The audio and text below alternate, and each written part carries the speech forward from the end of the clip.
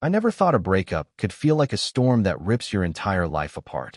But when she said it, those words cut deeper than anything else. You couldn't survive alone. It wasn't just the heartbreak, it was the insult.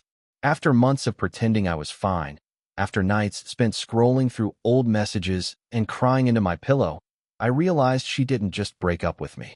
She shattered my sense of self. I remember that night clearly. I was sitting on the edge of my bed, the apartment quiet except for the hum of the streetlights outside. My phone vibrated, and I didn't want to look. I didn't want to see her name pop up again, but something inside me forced my hand. Her message wasn't apologetic. It was a taunt. It was like she was daring me to try and pick up the pieces without her. "Good luck surviving on your own," she wrote, followed by a smug little emoji that made my chest tighten. For days, I wandered around like a ghost. Friends tried to check in, but I either snapped at them or brushed them off. I felt weak, like I was failing some invisible test of resilience. Every plan I'd made for the future felt like it had been erased overnight. And I started believing her words, slowly, painfully, that maybe she was right, that maybe I couldn't survive on my own. But life has a strange way of pushing you toward people you didn't expect. That's when I met her. Well, technically, I met her first through her. Her sister. She wasn't loud or flashy, and she certainly didn't seem like someone who could change the course of my life. In fact, at first glance, she seemed ordinary. Calm, quiet, almost too composed. But there was something in her eyes that made it impossible to ignore. Something that said she had seen struggle before, and maybe, just maybe, she could teach me to survive mine. It started innocently enough. Small conversations, shared silences, moments of laughter I didn't even realize I needed. And slowly, like the first cracks of sunlight through a storm cloud, I began to feel something I hadn't felt in months: hope. But hope can be dangerous, especially when it comes wrapped in the presence of someone connected to the person who hurt you. I didn't know it yet, but that quiet, unassuming woman would challenge everything I thought I knew about myself. She would push me, test me, make me confront fears I'd hidden for years. And in ways I couldn't predict, she was going to make me stronger than I had ever been before, strong enough that when my ex tried to prove me weak again, I wouldn't just survive. I'd thrive. But the journey from broken to unbreakable isn't simple, and it certainly isn't safe. There were choices I'd have to make, decisions that would change everything. And some of those choices would almost cost me everything. Before everything fell apart, I thought my life was normal. My ex and I had been together for 3 years. We laughed, fought, and dreamed together, or at least I thought we did. On the outside, we seemed like a couple that had it all figured out. But behind closed doors, the cracks were there, hidden under routines and excuses. She had a way of making me feel small without ever raising her voice. And when she finally left, she didn't just take the relationship. She took the version of me that believed in myself. Her sister, though, was the exact opposite of her. I hadn't known her well before the breakup. We'd exchanged polite words at family gatherings, nothing more. But after the split, when I ended up at a mutual friend's dinner by chance, she was there, and something about her presence was grounding. Unlike her sister, she didn't judge. She didn't offer advice I wasn't ready to hear. She just listened. And when she did speak, her words had a weight to them, a sense of reality that didn't try to coddle me, yet didn't belittle me either. I started noticing the little things. The way she folded her hands when she was thinking. The way her eyes softened when she talked about people she cared for. There was a quiet strength in her, a steadiness I hadn't realized I was craving. And slowly, without even realizing it, I found myself seeking her out. Sometimes it was an excuse, a coffee, a book recommendation, a simple hello, but I craved those moments more than I cared to admit. Meanwhile, my ex, she was like a shadow in my life. Messages that didn't require a response. Photos on social media that felt like deliberate reminders that I had been left behind. Her words, "You couldn't survive alone," echoed in my mind like a cruel mantra. Every day, I wrestled with that doubt. Was I really capable of standing on my own? Every time I saw her, a part of me still wanted her approval, her validation, her acceptance. But there was also a stubborn spark inside me that refused to bow entirely to her judgment. And then there was her sister. She became my unexpected anchor, the person who quietly reminded me that my worth wasn't tied to anyone else's opinion. But even that connection was complicated. There was unspoken tension, the kind that makes you question every word, every smile. Was she helping me because she cared, or because she wanted to prove something to her sister? And more importantly, did I even deserve someone like her in my life after the mess I'd just been through? I knew one thing for certain. Staying in my old patterns wasn't an option. I couldn't go back to the person I had been, the one who doubted herself at every turn. And yet, stepping into this new chapter wasn't simple. Each small step toward independence felt fragile, like a tightrope stretched over an endless drop. I didn't know how far I could go, or how much I could change before the past came back to challenge me in ways I hadn't imagined. And that was the moment I realized surviving alone was only the beginning. What came next would test me in ways I wasn't ready for, physically, emotionally, and in ways that would shake the foundation of everything I thought I knew. Things didn't explode all at once. It was slow, like water eroding rock. One day, I'd laugh at a joke she made. The next, I'd catch myself thinking about my ex, about the sharp sting of her words, about whether I was really strong enough to face life without her. My emotions felt like a storm trapped inside me, shifting without warning. And through it all, her sister was there, steady, patient, but never overbearing. It wasn't easy to admit it, even to myself, but I was drawn to her. There was warmth in her presence that I hadn't felt in months. A sense of being seen, really seen. But every time I allowed myself a moment of closeness, the past loomed over me. The memory of my ex's judgment, her smirk, the way she made me feel incapable, it was always there, lurking. I wanted to move on, to embrace the support and care right in front of me, but part of me feared replacing one attachment with another too quickly. Then came the subtle challenges. Her sister would push me to do things I didn't think I could, small steps at first, cooking my own meals, managing bills, talking to people without feeling self-conscious. But soon, she challenged me to face deeper fears, ones I'd buried long ago, speaking up for myself, setting boundaries, and confronting the insecurities I didn't even realize were controlling me. Each task left me exhausted, both physically and emotionally. And yet, I couldn't deny that I was changing. But change has a price. With every step forward, the tension between my past and present grew. Every time my ex's presence, or even the thought of her, crept back into my mind, it clashed with the newfound stability I felt with her sister. The emotional tug-of-war was relentless. I wanted to be free of the past, but letting go was proving harder than surviving the breakup itself. One night, after a particularly exhausting day of confronting my fears, I found myself sitting alone in the dark, replaying memories of both women. I realized I was on the edge, torn between two forces pulling me in completely different directions. And just as I thought I might finally find clarity, a message appeared on my phone. It was from her, not the sister, my ex. And what she said next made my chest tighten so much, I could barely breathe. "I think you're finally ready, but are you?" After that message, everything changed. It was like the air had thickened around me, each breath heavier than the last. My mind raced with questions I didn't want to answer. Why now? Why reach out after everything? I stared at my phone, the screen reflecting in my eyes like a warning. Part of me wanted to ignore it, to leave the past buried. But another part, a stubborn, reckless part, wanted to see where this would lead. Her sister noticed the shift immediately. She didn't say much, just watched, quietly, as if she could read the turmoil behind my forced composure. And maybe she could. She had a way of seeing through walls I thought were solid, of noticing the cracks I tried to hide. And I realized something terrifying. I had begun to rely on her, not just for comfort, but for guidance, for strength.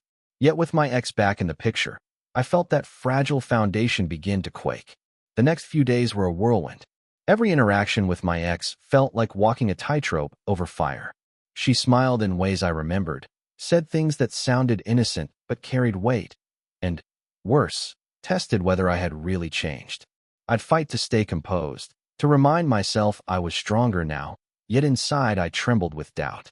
And all the while, her sister was there, silently observing, nudging me forward, yet never revealing what she truly thought. Then came the evening that changed everything. A storm had rolled in, rain lashing against the windows, thunder rumbling like an omen. I had gone to meet her sister, needing the comfort only she could give. We sat across from each other at a tiny cafe, the dim lights flickering with the storm outside. She didn't speak much at first, She let the silence settle, letting me feel the weight of everything I'd been avoiding. And then, finally, she leaned in slightly and said something that stopped my heart. "You're closer than you think. But are you ready for the truth?" Her words hit me like a punch I hadn't seen coming. My chest tightened, my mind spinning with possibilities. What truth? What did she know that I didn't? And why did it feel like everything I'd worked for, every step toward independence and strength, was about to be tested in a way I couldn't control? I left that cafe in a daze, rain soaking my jacket, hands trembling as I gripped my phone. Each step home felt heavier, like the world itself was pressing down on me. My ex's message, her sister's words, they collided in my mind, creating a storm I couldn't escape. I realized I was standing at the edge of something I hadn't prepared for, something that could either break me or make me unbreakable. And then, just as I reached my apartment door, my phone buzzed again. A notification that made my blood run cold. The words on the screen were simple, yet they carried a weight I couldn't ignore. "Meet me tonight. Everything changes."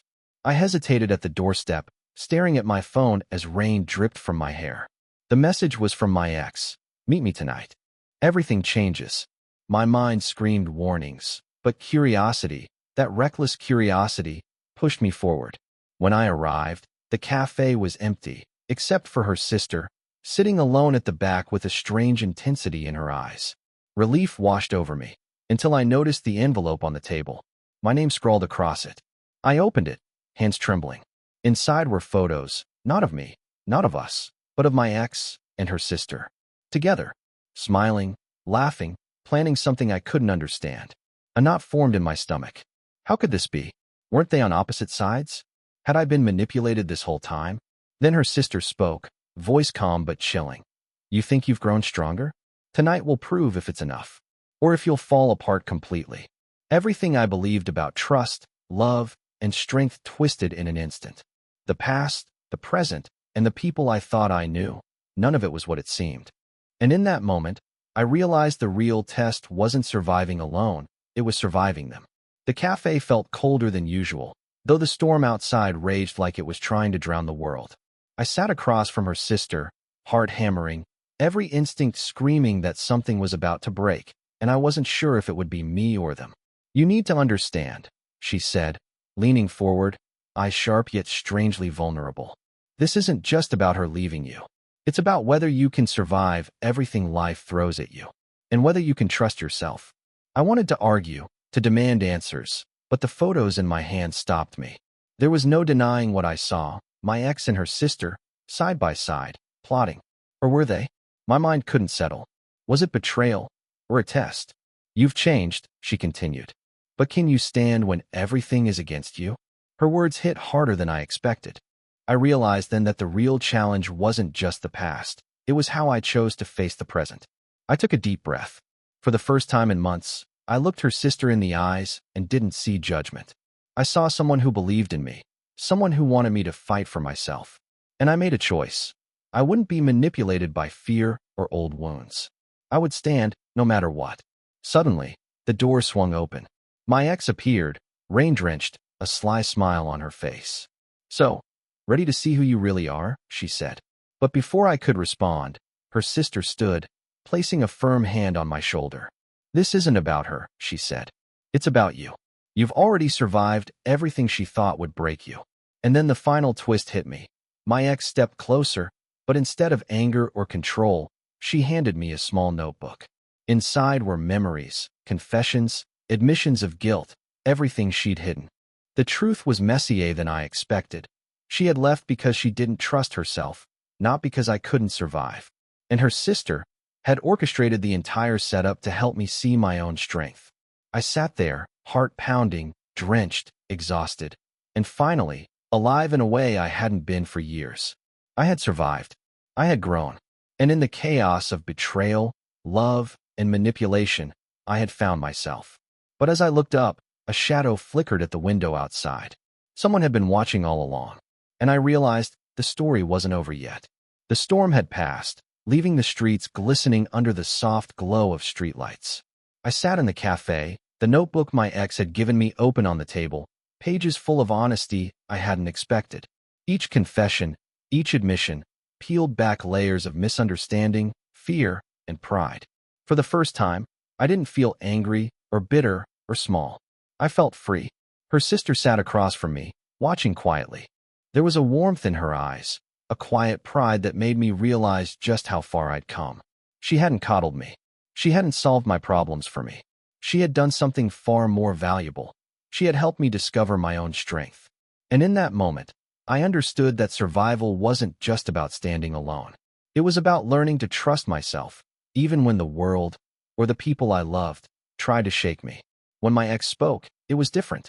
No smugness, no cruelty, just a soft, hesitant voice. I underestimated you. I thought you'd crumble without me. But you didn't. You've grown into someone I didn't even see before. Her words stung, not with pain, but with recognition. And I realized that what she had said all those months ago, you couldn't survive alone, wasn't the truth. The truth was that I could, and I already had. We didn't linger on the past or on apologies. The notebook stayed on the table, a reminder of lessons learned and truths revealed. The tension that had gripped me for months slowly eased, replaced by clarity and calm.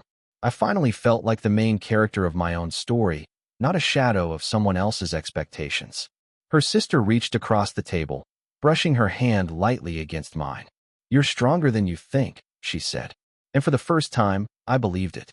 I didn't need anyone else's approval or validation. I had my own. I walked home that night with a lightness I hadn't felt in years. The city seemed quieter, softer, as if it knew I had survived my own storm. I passed familiar streets and felt a strange gratitude, not for the heartbreak, not for the manipulation, but for the journey itself. Every painful moment, every doubt, every struggle had brought me here, stronger, wiser, ready for whatever came next. And though shadows of the past might always linger, I knew now that they didn't control me. I had faced fear, betrayal, and my own insecurities, and I had come out on the other side, not just intact, but alive. In the end, it wasn't about surviving her or anyone else. It was about surviving myself and finding someone who believed in me enough to make me see it. Someone who didn't just stay through the easy parts, but challenged me when I needed it most. And as I looked back one last time at the cafe, at the two women who had shaped this chapter of my life, I smiled. I had survived, yes, but more importantly, I had grown. And for the first time in a long time, I knew that surviving wasn't enough. Thriving was the real victory.